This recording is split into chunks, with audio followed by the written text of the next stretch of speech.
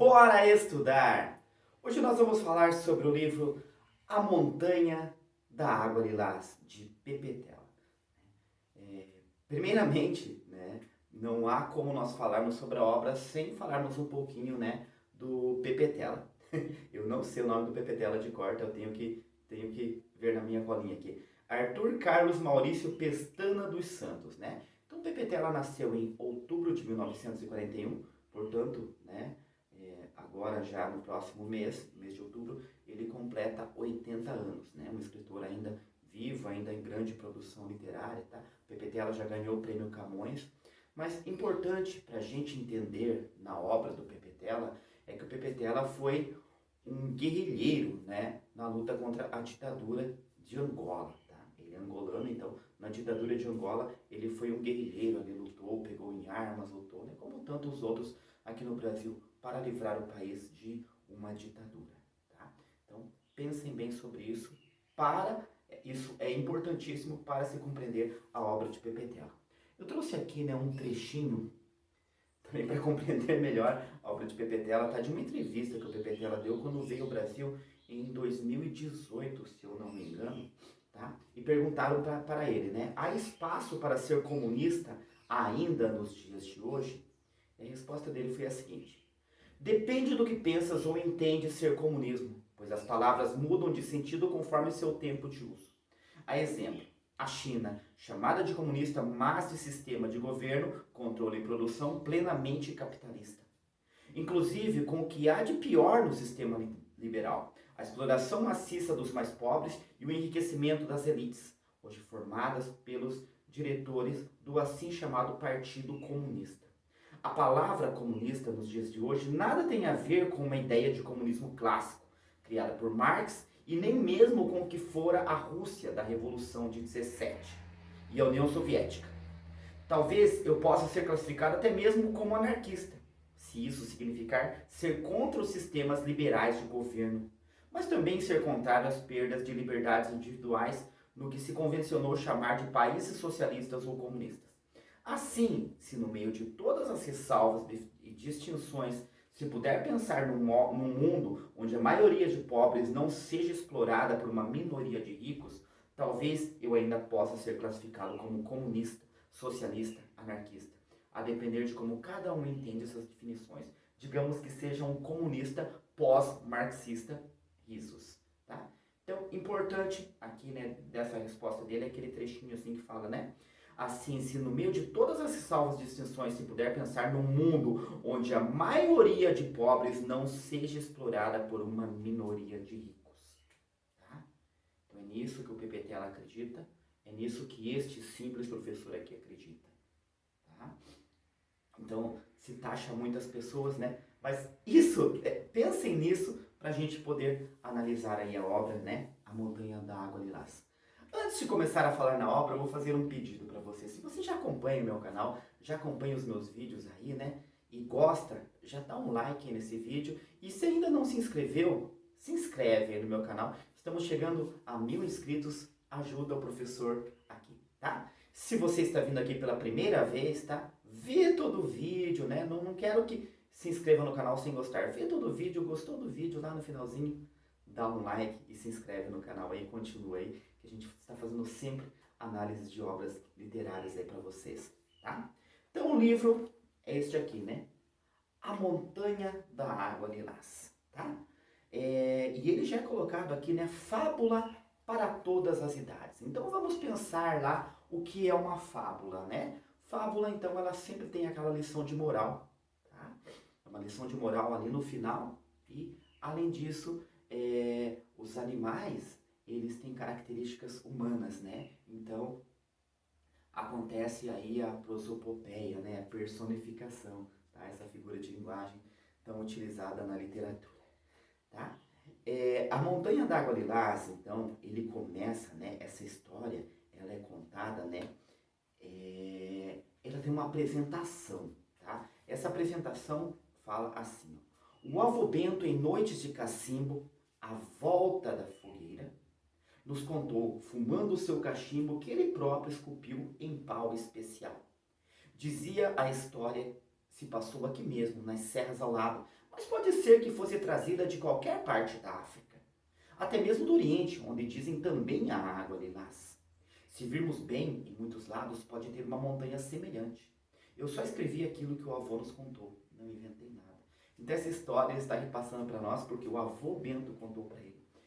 Eu quero mostrar para vocês algo muito legal, tá? Essa ilustração aqui, tá? Acredito que vocês possam ver, né? Da apresentação, o avô, né? Então aqui nós temos o avô fumando o seu cachimbo, né? E observe, né? Nas costas do avô o céu, né? A lua, uma árvore, né? Então isso aqui é muito legal para nós compreendermos. E o menino ali que vai nos contar, né? O narrador, né? Dessa fábula, né? Fábula para todas as idades, né? Ele deixa claro. Então essa obra, vamos levar para esse lado, né, que o Pepetela, o ideal do Pepetela, tá? Essa obra, ela se inicia com uma montanha, né, um lugar em que moram certas criaturas, né, que são descritas ali como gordinhos, baixinhos, né, peludos, né, que se chamam os lupis, né? Os lupis, primeiramente, existem duas categorias de lupis, tá? Os lupis cambutas, né? E os lupões, que são maiores, né? Eles nascem iguais só depois que eles começam a se diferenciar. Então, quando é um bebê, você não sabe se ele vai ser um cambuta ou se ele vai ser um lupão. Os cambutas, eles são ligados mais, né? Eles são ligados mais à arte, à literatura, né? A professora é uma cambuta, o sábio, o pensador, eles são cambutas, tá? Os lupões são ligados mais à parte de cálculo, né? É o comerciante, tá? Matemática, né? Mais ligados a essa área. Então aqui nós já temos a nossa sociedade dividida em duas partes, tá? Que nós podemos ver mais como a parte socialista e a parte capitalista, tá? Com os cambutas representando esse socialismo e os lupões representando o capitalismo, tá? Isso vai ficar bem claro na obra depois. Eles vivem nessa montanha e eles vivem ali isolados dos animais da planície, né? Por quê? Porque os animais da planície, entre os animais da planície, existem os carnívoros, existem os que podem nos atacar, então eles vivem ali na montanha e eles não descem da montanha, né? E na montanha são duas partes, né? A parte da poesia, em que o Lupi poeta, ele vai sempre lá, um dia numa dessas caminhadas do Lupi poeta, né? Ele encontra uma água, né? Uma fonte de uma água cheirosa, uma água diferente, uma água lilás, e ele fica encantado com o cheiro, né? É o morro da poesia, ele fica encantado com o cheiro, tá? E aí ele vai contar para os outros. Só para eu voltar, né? Eu esqueci de uma partezinha ali, tá? No início eram dois tipos de lupis. De repente começa a aparecer um novo tipo de lupi, que são chamados de jacalupis, porque se parecem com jacarés, né? Eles são mais preguiçosos, eles não gostam de estudar, eles não sobem em árvores para catar alimentos, né? Eles têm que ser alimentados pelos outros lupis, tá? Então surge essa terceira, que vocês vão perceber depois quem são esses jacalupis, tá? E eles têm características próprias, né? Os lupis, eles vivem fazendo lupi, né? É a lupilagem deles. E os jacalupis, eles fazem um jaque. É diferente até nisso, né? E eles são brutos, né? Eles querem vencer, os jacalupis são brutos, né? Querem vencer pela força, tá? Só para vocês terem uma ideia da lupilagem, né? Certa vez os rinocerontes, que eram temidos, né, pelos lupis, eles resolveram invadir o morro, né, a montanha. E aí, sair da planície e ir até a montanha. E aí os lupis, para vencerem, né, com medo, eles começaram a lupilar.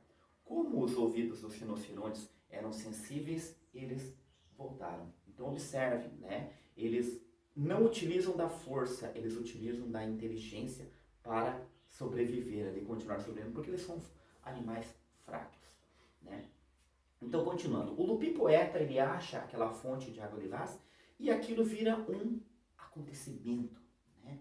Porque todo mundo, quando sente aquele cheiro, né? O cheiro ali do morro da poesia, aquilo, né? Fica gostoso e eles veem aquela água e todo mundo quer ver aquela água. Eles decidem fazer um tanque.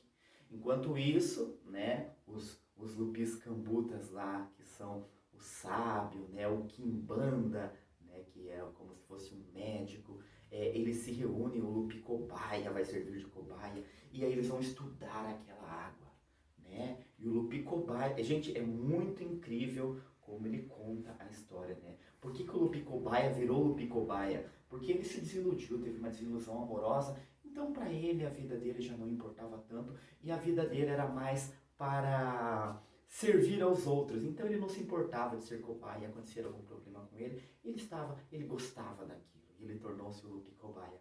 E aí eles descobriram que aquela água, ela era legal, né? Era uma água legal para... Eles tinham muitos carrapatos e outros, né, parasitas ali no corpo. Eles descobriram que aquilo matava.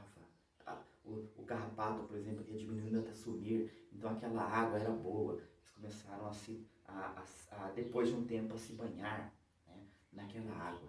E aí começaram as primeiras confusões. O que era para ser algo bom, vocês podem relacionar com petróleo ou a própria água, né? Um bem natural que hoje muitos querem vender, né? Tem fábricas aí dizendo que a água tem que ser vendida, como a Nestlé, por exemplo, né?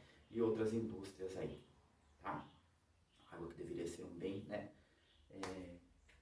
Para todos, né? Infelizmente hoje já não é mais acessível para todos, tá? Então, voltando ali um pouquinho, aquela água é maravilhosa. E aí começam os primeiros conflitos, por quê? Porque os jacalupis querem se garantir no tanque na base da força, né? Eles dominam o tanque na base da força. Aí eles constroem um outro tanque, ficam com 2 tanques, mas aí tem um monte de conflitos, e aí entra o lupi comerciante, tá? Que é um lupão, percebam, ele vê lucro naquilo. Peraí, mas os animais, né, lá, o cágado, eles têm 2 amigos, né, o cágado e a cabra do rabo de leque. Se eu estiver errado, eu coloco o nome aqui, acho que é a cabra do rabo de leque, tá? Que são os animais que eles têm contato lá da planície, né? E o cágado, né, e depois também o coelho vem, eles espalham aquela água e todo mundo lá na planície quer aquela água, porque aquela água mata os parasitas, as pulgas, os carrapatos deles, né? Eles querem aquela água. Aí o lupi comerciante, nossa, nós podemos lucrar com isso. Nós podemos mandar a nossa água, olha o capitalismo, nós podemos mandar a nossa água, vendemos a nossa água para eles. Como eles não pagam, nos pagam com frutas. Tem frutas lá da planície que todos nós adoramos, mas nós não temos aqui. É uma forma de nós comermos as frutas da planície, né? Então eles começam a trocar, né? Só que, claro, isso vai longe, tem vários conflitos ali, eles começam a brigar entre eles, né? Apenas o lupi pensador e o lupi poeta, tá? Eles não concordam com o que eles estão fazendo e eles se isolam nas árvores, tá? Eles querem que tudo volte a ser como era, eles se isolam nas árvores. E os outros lupis, os jacalupis, né, e lupões já começam a se transformar em jacalupis, todos eles já ficam preguiçosos, né, porque agora eles têm as frutas que eles trazem, mas cada vez eles têm que levar mais água, e mais água, e mais água.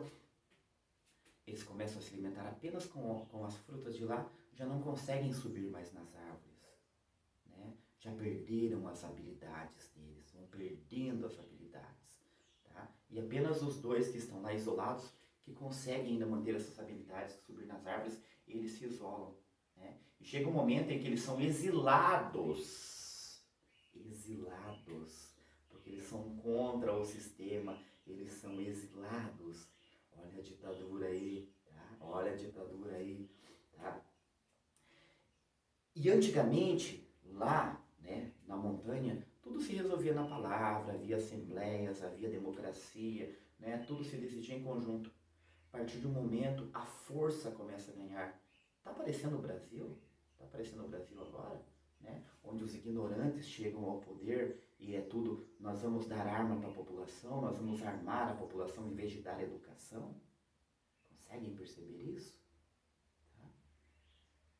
O Brasil tem muito mais semelhanças com a África do que às vezes, né, chega até nós. Né? Esse livro do Pepe Tela é antigo, tá? Mas ele serve exatamente para esse momento atual que nós estamos passando aqui no Brasil, tá? Em 2021. Tá? E aí tem esse conflito, né? A força está vencendo nesse momento, né? A força está vencendo nesse momento. Eles chegam ao ponto de que eles eram todos, não comiam carne, né? E eles tinham medo dos animais carnívoros. Os animais carnívoros os convencem de que a carne é boa. E os jacalopes experimentam carne, e eles adoram carne, eles começam a trocar com carne, inclusive comendo carne de pessoas que eram amigas deles anteriormente. É tudo pelo poder, era tudo pelo capital, tá? E eles começam a ostentar, colocar coisas que dizem que é moda, e pena disso, e osso daquilo, tá? Crítica ao consumismo neste livro, nessa fábula linda, tá? Então, como eu disse, eles vão conquistando tudo pela força, até que chega um momento em que, né, eles veem que aquela água, eles querem cada vez mais coisas, e aquela água não é suficiente para eles. Tá? Aquela água não é suficiente para eles. E aí, o que eles fazem? Vamos fazer mais um furo? Não, não vamos. Não pode fazer mais um furo, diz o Lupi Poeta. Vocês vão acabar, né? Não pode fazer isso. E eles vão lá e fazem um novo furo, e aí eles podem abastecer os carnívoros de um lado, os herbívoros do outro, lá na planície, para não ter problema, e assim todo mundo fica feliz, e assim todo mundo traz aquele monte de coisas para eles, e eles estão felizes. Tá? Os dois isolados lá na árvore, o resto ali não sabe mais subir em árvores, não sabe mais fazer nada. Tá? Bom, como que a história termina? A história termina assim: eles não conseguem mais ir atrás do seu próprio alimento, eles não conseguem mais se alimentar. Todos os lupis da montanha descem, vão para a planície e se tornam escravos dos animais que viviam na planície, tá? Restando os dois que estavam lá nas árvores, tá? Que eles continuam nas árvores. Eles ainda tentaram, né, ajudar, mas não teve jeito. Então, os dois únicos que lutaram são os dois únicos que não são escravos, tá? Fica essa metáfora aí, tá? Gente, esse livro é maravilhoso, esse livro pode ser visto, tá? Ter várias análises, tá? Concorda comigo, não concorda? Essa é a minha análise, tá? Conhecendo a obra do Pepe Tela, conhecendo o Pepe Tela, tá? Deixa seus comentários aí sobre o que você acha disso, né? E aqui na capa, essa capa, né? Eu quero também mostrar para vocês o seguinte, tá? Observem, né? Nós temos aqui na capa uma folha, a água lilás escorrendo, e aqui, não sei se vocês conseguem verificar aí, nós temos mãos tentando pegar a água, e a água, ela escorre. Para onde vai o mundo? Onde é que o mundo vai? Né? Já dizia o nosso grande filósofo Vander Wiltner, tá? Dos replicantes, né? Para onde vai o mundo? Onde é que ele vai todo mundo, né? Então, para onde vai o mundo com essa ganância? Né? Para onde vai o mundo com esse capitalismo que cada vez deixa menos pessoas mais ricas e mais miséria no mundo? Para onde vamos? Tá? Reflitam aí, Pepe Tela é fundamental. Então, por hoje é isso e simbora estudar!